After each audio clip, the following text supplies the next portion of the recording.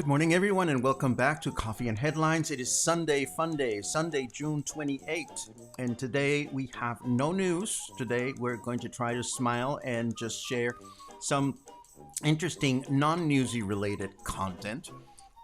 If this is your first visit, this is Sunday. On Sundays, we don't discuss serious stuff or try to stay away from serious stuff if we can. And we just try to look at things that'll keep us entertained and maybe even help us forget a little bit about all the wonderful, well, not wonderful, but all the things that are thought-provoking that are going on during the week. If you're new to these broadcasts, don't hold it against us. Today, we allow ourselves to be a little silly, but we go back to our regular broadcast Monday through Saturday. My name is Paco, and I encourage you to write the word new in your comments if this is your first time here so that we can welcome you properly. Let me start by appreciating the enormous crash course I got yesterday on Karen. I had no idea that now the name Karen is used to refer to, well, I still don't quite understand the whole thing, but it is not good to be called Karen anymore. Too bad, because there's a bunch of really wonderful Karens out there.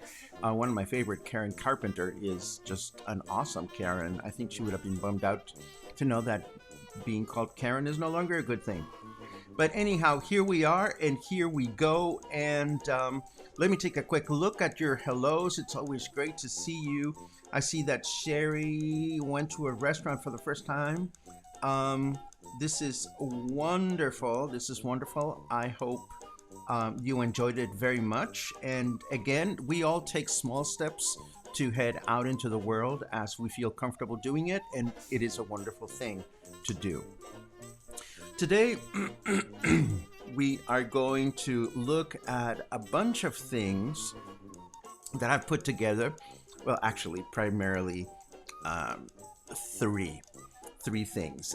We're going to take a look at a really yucky word, or rather a really wonderful word to describe yucky things.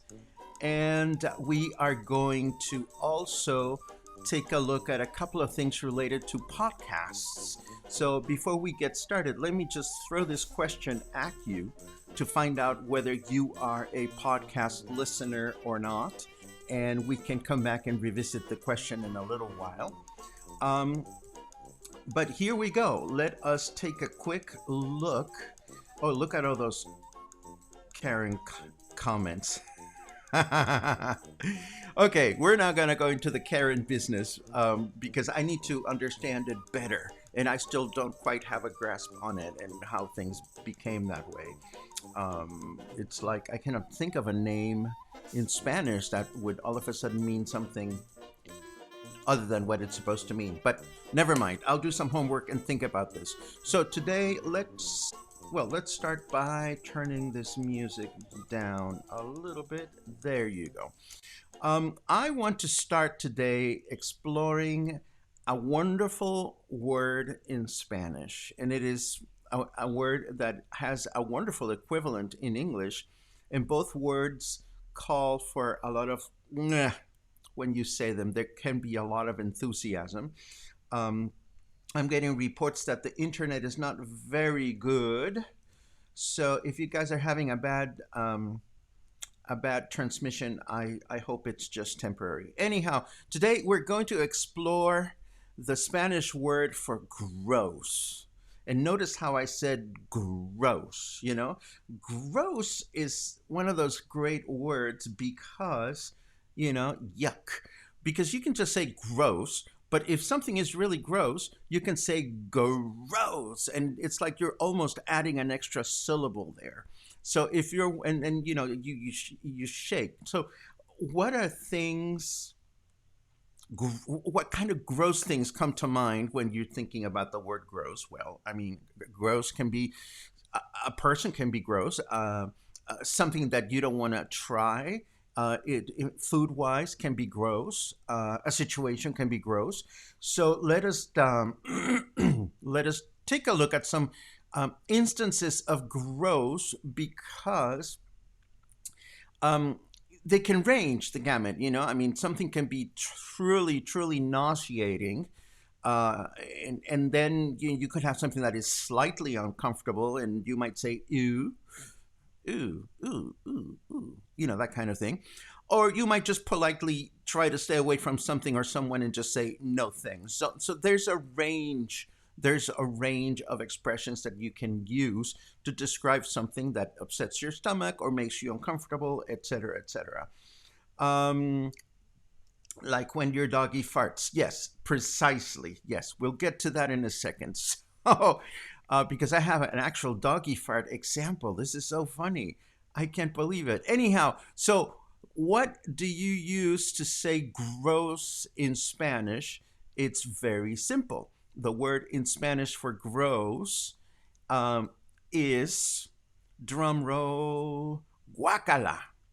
Guacala. It's a three-syllable word, guacala, and it has an accent on the A, which means it is a diphthong. It's not guacala, although, like the word gross in English, you can be really emphatic in Spanish and say guacala, and really enjoy the when you say the word. It is a perfectly wonderful word, and it's a word that you can use in common conversation. I mean, this is not a vulgar word in any way, shape, or form, although the delivery might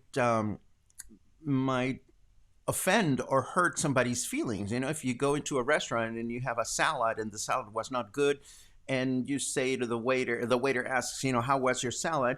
You might say, well, it was not what I expected, or something polite. But if you look at the waiter and you just go guacala, that's like you really hated the darn thing, and it was there's no in between. It's a bad salad. So that is the word guacala, and it is a wonderful word that comes from the Spanish word guacal, which in turn comes from the Nahuatl word huacali, Nahuatl being the language that was used by the Aztecs. I bet you haven't thought much about this, or maybe you have. There are a number of words used in Spanish today that come from the Nahuatl language, and in fact, there are some words in English that come from the Nahuatl. For example, the word for coyote comes from the Spanish word coyote, which comes from the Nahuatl word coyotl. And so does the word chocolate, which comes from chocolatl. And there's a bunch of words that we use in Spanish that have to do with the language spoken by the Nahuatl. Anyhow, guacala comes from huacali, and huacali is a small vessel. Here's a huacali, or a huacal, made out of plastic. And you can buy those at the supermarket now, but in the Aztec times, these were made either out of clay, or they were made from an original plant seed or something. And the meaning of the word to denote something that is yucky or disgusting comes from the fact that, the Aztecs didn't have toilets. So when they had to do what they had to do, they used these little buckets.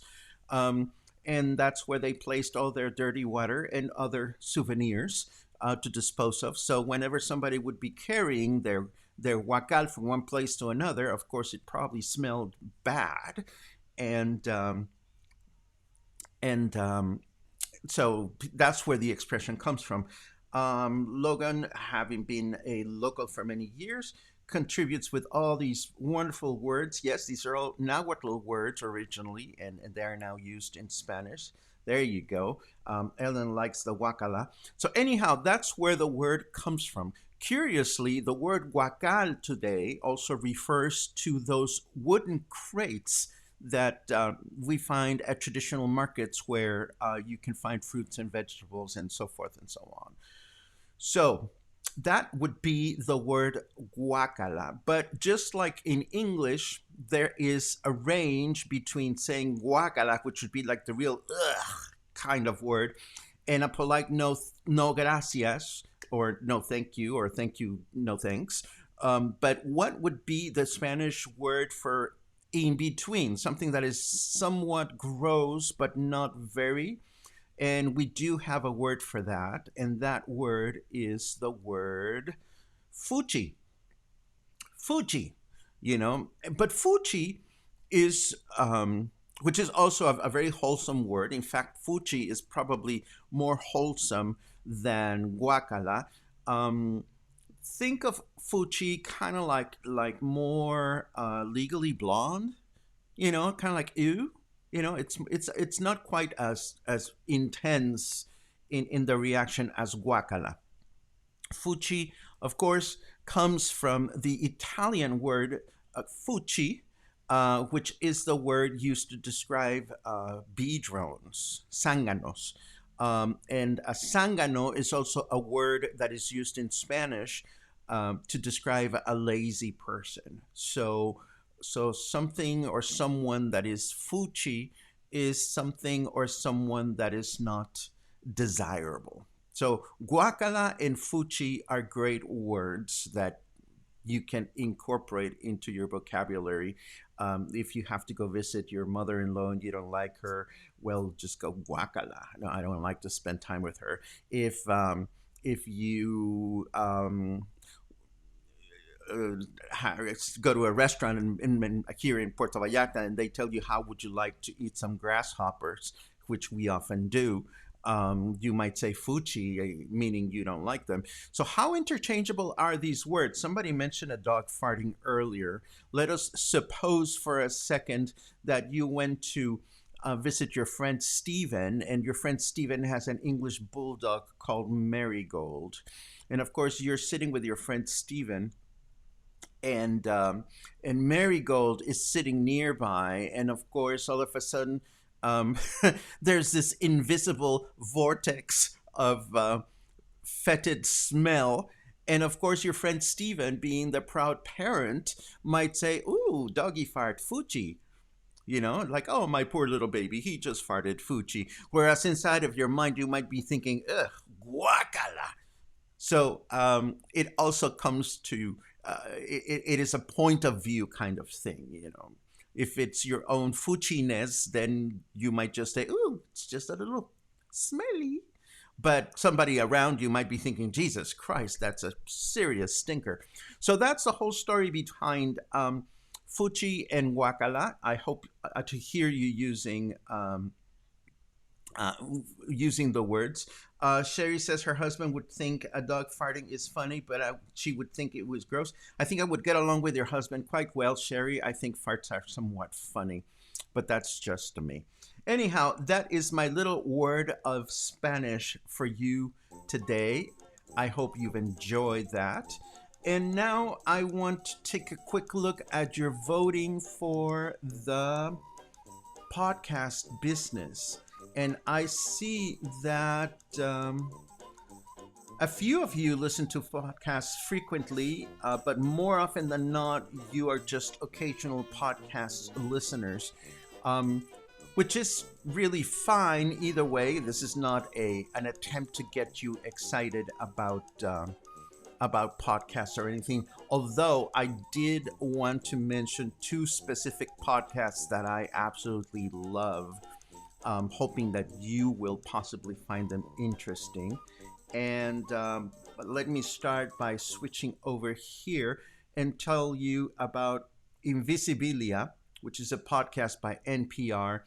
And what makes Invisibilia wonderful is not only the fact that they address all these science topics and makes them interesting, they also employ a lot of sound design on the podcast. Now, what do I mean by sound design? Well, when we're watching a film or we're watching a television show and you have artists walking down the beach, you expect to hear the beach because that's part of the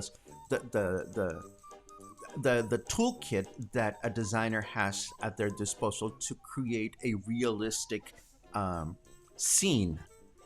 So you're watching a television show, it's at the beach, you're gonna want to hear seagulls, you're gonna want to hear some waves, etc., maybe children playing in the background.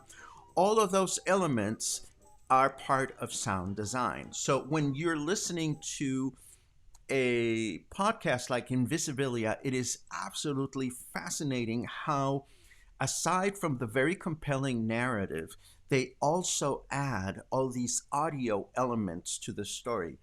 In one particular episode of Invisibilia is something that I want to recommend today, and it was broadcast not too long ago, and it was the last sound, which was broadcast on March 8th, and it talks about Bernie Krause. Now, Bernie Krause was a very well-known musician, is a very well-known musician who used to work in the recording studio with very important artists from the rock and roll period.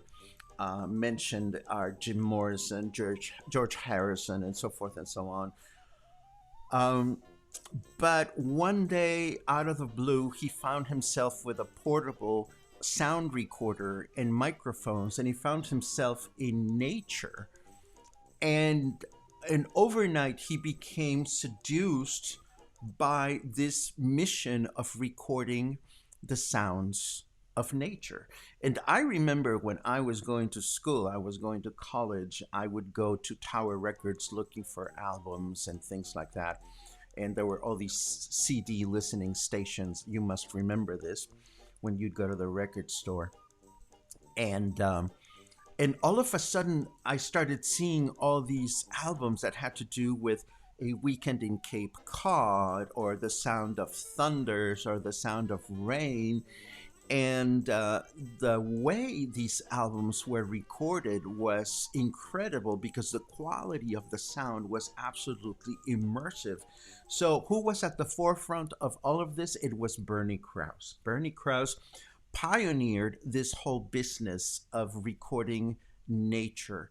But it is not only recording nature for the sake of recording nature. There is a lot of research. For example, on the podcast that I recommend, you're going to learn about how there's some crickets that I don't know what the word is for the sound that a cricket makes, but they do it in sync. And the way they emit their sounds in sync is what allows them to stay together as a group of crickets, or whatever it is called. It's what allows them to fulfill their mating rituals and so forth and so on. And it happens that human beings contaminating the sound field that crickets may have, for example, makes their song go out of sync. And when their song goes out of sync, their whole ritual of reproduction and this and that and the other goes out of sync. There have been cases made, for example, of the level of contamination, audio contamination we create in the ocean when we are going from one place to another on a panga, for example, on a water taxi. We may not be thinking about this, but the way the panga motor, the motorboat motor makes noise and creates vibrations underwater, this can be hazardous to certain species. So a lot of these things are come to light in this particular episode of Invisibilia that was produced with Bernie Krause, and I'm going to leave that for you in the show notes in case you wish to explore it, because it not only is a great podcast designed with great sound elements, but this particular episode is a great episode about somebody that uses sound in a rather unconventional way. Another podcast that I would wholeheartedly recommend, particularly if you like movies, is Blockbuster. There are now 2 seasons of Blockbuster, and Blockbuster season number 1 was a series of episodes on George Lucas, Steven Spielberg, and the 1970s movie Revolution. And it's a 6-part story in which there are actors that portray Lucas and Steven Spielberg as they were young movie-making students, and they were starting to think about the new science fiction films that they wanted to produce. And And again, the way this podcast is designed is includes background original music, a theme. It includes sound effects. It includes, in this particular case, because it's based on real people, it includes actors that voice the characters of George Lucas and Steven Spielberg and other people associated with them. So this is a fascinating way to look at what was going through the minds of these two amazing film directors when they started producing their first movies, how they met when they were young, and so forth and so on. And now, Blockbuster has released season two, which revolves around the life and the works of director James Cameron, who went from being a college dropout to becoming the biggest filmmaker of all time on Titanic. So, again, this is very, very beautifully researched. I haven't had a chance to listen to season two, but when season one came out, I was completely taken by it. And what I love about podcasts is that you can be in your car and you get immersed in it. You can be lying down in bed with your headphones on, and you're really drawn into some of these stories. I notice how in some of your comments you're mentioning some specific podcasts, and I very much appreciate that because I'm always curious to see or hear what other people are listening to. And I love this comment from Gail. Hearing a video with crickets, and when they slow down the sound, they sound like beautiful human voices humming in harmony. That's wonderful. I am going to definitely look for that the next time I'm out and about. Sherry comments on us showing our age. Well, yes, we are. I remember when I lived in Boston, and I was going to school at Berklee College of Music. Tower Records was just like one block away from the dorm, and being able to go to Tower and check out music and see what was new and exciting with those headphones was always a great way to explore new music. And I very much miss those days, although we have access to music in many other different ways. The third thing that I want to share with you, and this is probably the funniest, or it's been funny for me, is a ballet company called the Le Ballet Trocadero de Monte Carlo. And I don't know if you've heard of the Trocs. That's what we call them affectionately. The Trocs, or the Trocadero de Monte Carlo, is the world's foremost all-male comic ballet company, and they are absolutely hysterical. They are a group of professional ballet dancers who, well, or they have been. I mean, this is a company that has been around for over 40 years. It was started in New York City by some ballet dancers, male ballet dancers, that decided they would parody traditional conventions of romantic and classical ballet. So they are all guys, and they dance in points, and they are absolutely hysterical to watch because they will be seeming to be dancing classically. And when I say classically, I mean, they're very formal, but every now and then they will throw in some kind of step that is not supposed to be there. Like, it's out of place, but it's out of place in a funny way. And of course, it is difficult to explain this without showing it to you, and of course, it's difficult to show it to you without getting YouTube on our bad side, because we can't reproduce these things without YouTube going all batty on us because we're using copyrighted videos. But anyhow, the Trocadero, they're wonderful. They're very, very funny. They're incredibly talented. And one of the funny things about them is that if you look at the dancers tab, you'll see that, they are all these dancers, and they have roles as women, but then they also have roles as men, and they have specific names that they give themselves that are very, very funny. And so if you click on the bio of any one of them, let's try this one, for example. The dancer's name is Carlos Hopuy, He's from Cuba, but his female dancer name is Ala Snizova, um, who enjoyed a great success as a baby ballerina, but developed serious allergy problems and could only perform short pieces. Um, and then she joined the Trocadero tour, appearing cloaked in an enigma, complete with zip out lining. I mean, just the descriptions that they give themselves are absolutely too funny. And of course, Ala Snitsova dances as a boy or as a man, and his male ballet dancer is Inokenti Smoktumachski.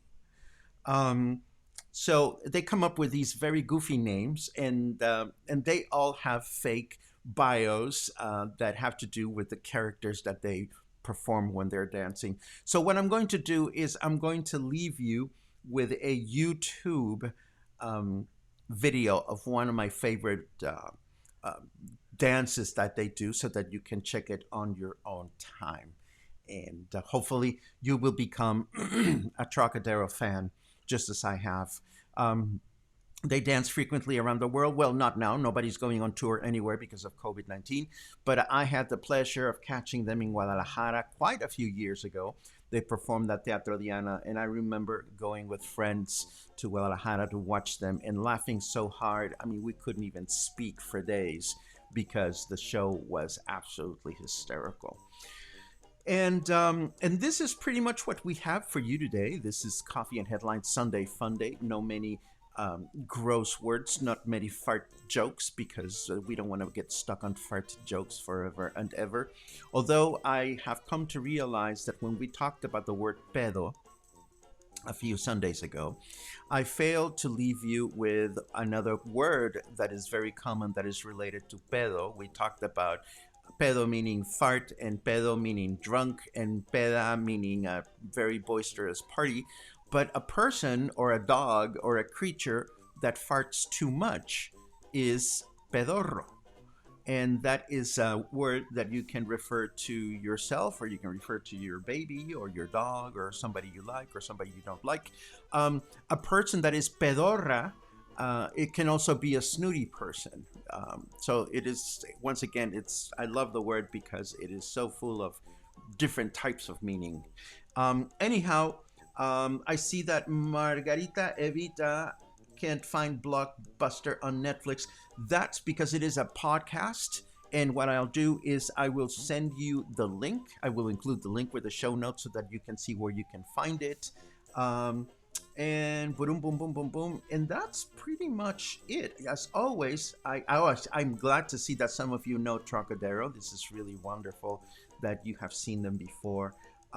Again, there are so many performers out there to discover and to enjoy. And to that effect, I was very, very grateful to receive some comments from you, from some of you, about Appalachian Spring yesterday. I am so glad that you enjoyed it. It is one of my favorite orchestra pieces, without a doubt.